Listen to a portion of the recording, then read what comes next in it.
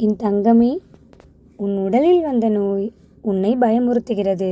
இது சரியாகுமா என்று உன் மனம் தினமும் கேட்கிறது. சில நேரங்களில் மருத்துவரின் வார்த்தையும் உன்னை பயமுறுத்தியிருக்கலாம். சில நேரங்களில் உன் உடல் பலவீனமாகி இருக்கும். ஆனால் என் பிள்ளையே, பயப்படாதே. உன் வாழ்க்கையில் இருள் வரும்பொழுது ஒளியாக நான் வருவேன். நீ அனுபவிக்கும் இந்த சோதனை நிரந்தரமானது அல்ல. இது ஒரு காலத்துக்கு மட்டும்.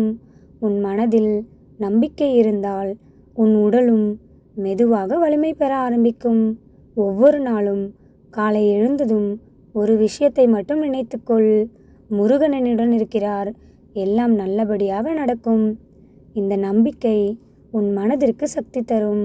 அந்த சக்திதான் உன் உடலை மீண்டும் ஆரோக்கியமாக்கும்.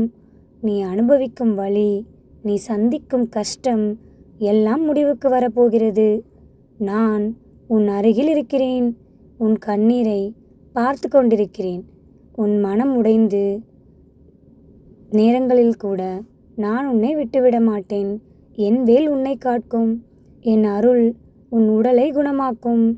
இப்பொழுது நீ அனுபவிக்கும் நோய் ஒரு நாள் உன் நினைவாக மாறிவிடும்.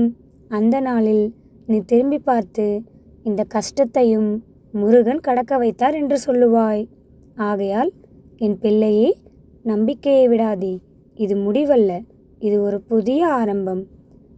உன் உடலுக்கு மீண்டும் ஆரோக்கியம் வரும். உன் வீட்டில் மீண்டும் சிரிப்பு வரும்.